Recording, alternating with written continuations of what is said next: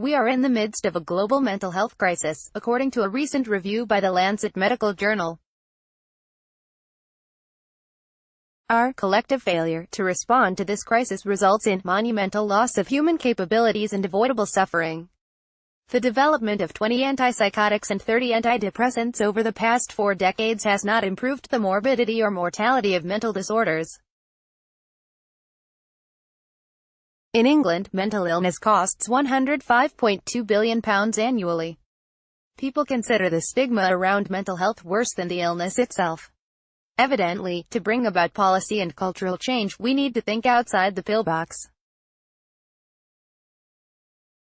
A recent governmental report in the UK puts forward a robust argument for how the arts can stimulate imagination and reflection, and change perspectives. Art therapy, for example, can improve conditions like dementia. But this report is concerned with the quality of the artistic activity, rather than that of the output. It rejects art that is, lofty activity which requires some sort of superior cultural intelligence to access. But the quality of the artistic output is a salient part of transforming how we see mental health, if it is to stop being something shameful and negative. Art stimulates and changes perspectives because it engages and develops cultural intelligence. Surely different forms of art, including those of the lofty variety, must also play a role in rectifying our collective failure. Illness as methodology. Major societal challenges like mental health demand cross-disciplinary efforts. Our own novel approach is to bring visual art practice into dialogue with attention deficit hyperactivity disorder, ADHD. ADHD presents a powerful case study both because it is classified as a mental disorder, and because the problems surrounding mental health are amplified in ADHD.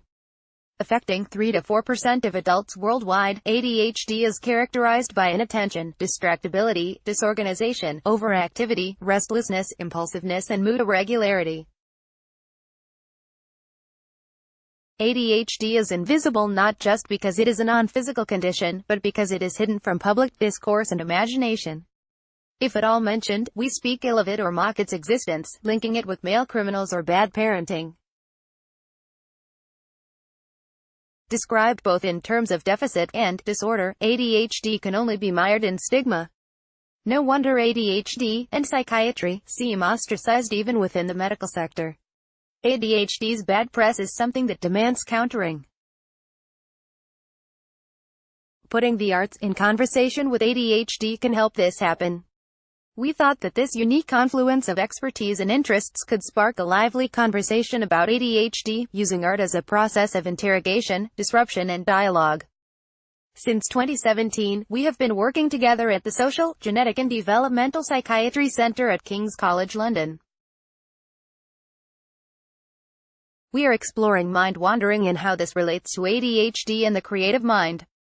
While a universal phenomena, excessive mind wandering may be impairing. Yet, wanderings of the mind and body have historically been celebrated in the arts. Think for instance of the dreamscapes of the surrealists. Working together, we aim to negotiate the medical and cultural boundaries of so-called normality and abnormality. Photograph by Marco Berardi. 4. The artist attends scientific seminars and takes part in ADHD research trials, while the psychiatrist enters spaces like the South London Gallery and the South Bank Centre, to talk with arts audiences and professionals. A key output of our project is a tapestry art installation, which people can sit in to chat and make drawings about their mind. You can make your own here.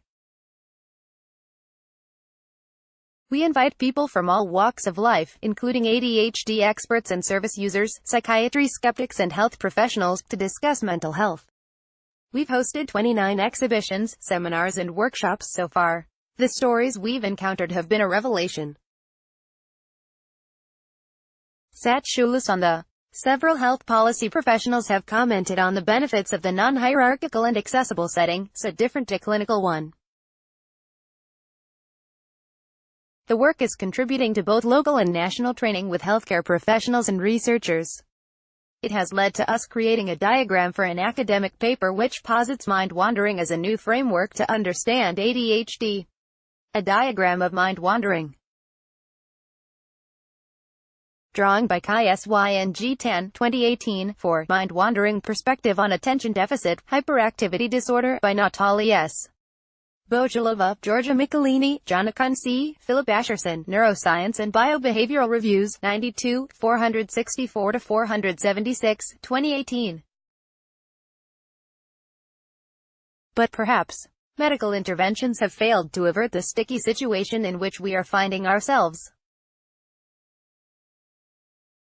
Working across sectors and disciplines and already mixing things up, perhaps in what could be called an ill-disciplined approach, can disrupt the status quo. Art is no magic bullet. Yet, with its propensity for play and ambiguity, it can open up new spaces for us to ask new questions.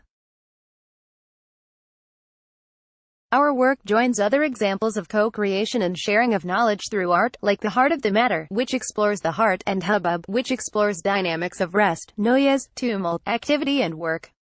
Novel, cross-disciplinary approaches, such as visual art,